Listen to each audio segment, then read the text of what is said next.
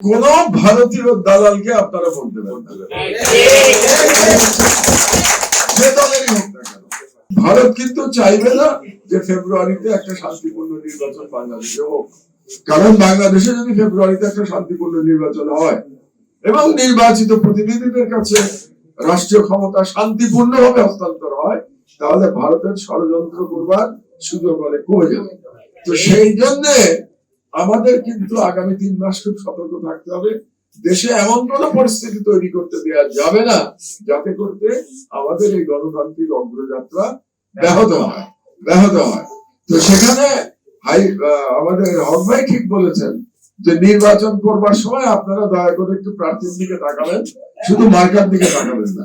আমি একটা কথা সিলেটে বলে আসছিলাম, আজকে অনেকগুলো কথা হক ভাই বলেছেন। সিলেটে আমি যে কথাটা সপ্তাহ 2 আগে বলে এসেছিলাম, এটাই পুনরাবৃত্তি করি যে কোন ভারতীয় দালালকে আপনারা ভোট দেবেন না, যে দলেরই হোক না কেন। যে দলেরই সেই প্রার্থী যদি কোনোভাবে আপনাদের কাছে মনে হয় যে এই প্রার্থী একজন ভারতীয় দালাল, তাকে দয়া করে আপনারা ভোট দেবেন না। এইটুকু দায়িত্ব আপনাদের পালন করতে হবে এবং প্রার্থী দেখে আপনারা ভোট দেবেন। তারপরে যারা ক্ষমতায় আসবে তারাই গণতান্ত্রিক ভাবে সরকারের দায়িত্ব গ্রহণ করবে এবং ইনশাআল্লাহ এবং সেই পর্যন্ত আমরা যেন দেশে কোনো বিশৃঙ্খলার সৃষ্টি না করি। আমরা অবশ্যই এই ধরনের বাউল নামধারী অশিক্ষিত একেবারে উদ্দেশ্য প্রণোদিত কাজ যারা করছে এবং যারা আপনারা মনে রাখবেন যারা ইসলাম সম্পর্কে কটূক্তি করে তাদের কোনো খারাপ উদ্দেশ্য আছে। তারা যে কেবল ইসলাম বিদ্বেষী তাই নয়, আমি মনে করি না, এর পেছনে একটা রাজনৈতিক উদ্দেশ্য থাকে। তাদেরকে এগুলি বলানো হয় যাতে করে বাংলাদেশে একটা অস্থিরতা তৈরি হয় এবং আমাদের সকলের দায়িত্ব এই ধরনের ব্যক্তিদের বিরুদ্ধে প্রতিবাদ জানানো, কিন্তু শান্তিপূর্ণ প্রতিবাদ জানানো।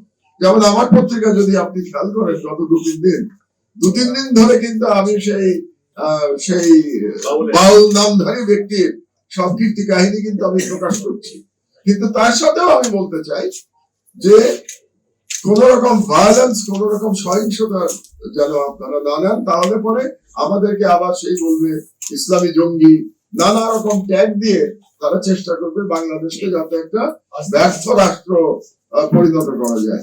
এই ষড়যন্ত্র কিন্তু আজ থেকে হচ্ছে না। এই ষড়যন্ত্র 2001 সালে 4 দলীয় সরকার ক্ষমতায় আসার পর থেকে বাংলাদেশকে একটা ব্যর্থ রাষ্ট্র প্রতিপন্ন করবার জন্য ভারত এবং ইহুদিবাদীরা চেষ্টা করে যাচ্ছে। এটা আপনারা স্মরণে রাখবেন, এটাই আপনাদের কাছে আমার প্রত্যাশা। আর আমরা সবাই মানে আলেমদের কাছে রিকোয়েস্ট করতে পারি, ইসলামী দলগুলোর কাছে রিকোয়েস্ট করতে পারি যে আপনারা দয়া করে খবর দেওয়ান। আমার একজনের বক্তব্য খুব ভালো লেগেছে যে উনি বলেছেন কথায় কথায় একজন আর একজনকে আমরা মুসলমানদের কাফের বলে ফেলি। এটা তো খুব জুলুম করি আমরা এটা তো নিজেদের উপরেও জুলুম করছি এটা বলার মাধ্যমে। আপনি কাফের বলার কি? এটা তো আল্লাহ ঠিক করবেন যে আমি আমার ইমান ঠিক আছে আমার ঠিক নেই, আল্লাহ ঠিক করবেন। এখন একজন মুসলমান যদি আরেকজন মুসলমানকে আমরা কাফের বলি, এইটা তো খুব সঠিক কাজ হলো না। সমস্যা হলো যে এই যে বহুদা বিভক্ত যে ইসলামী দলগুলো, এদেরও কিন্তু আপনি দেখবেন এই দলের যারা নেতা তাদেরও এক একজনের বক্তব্যে কিন্তু কি বলবো লিমিট থাকে না এবং তারা আরেকজনকে খুব কঠোর ভাবে তারা আক্রমণ করেন। তো এই কাজটা বন্ধ করা দরকার এবং আমাদের প্রত্যেকেরই চেষ্টা করা উচিত যাতে অন্তত আমাদের দেশে ইসলামী শক্তির মধ্যে একটা ঐক্য হয়। কিন্তু আপাতত বাস্তবতা হলো, আমি তো বাস্তবতার বাইরে যেতে পারবো না।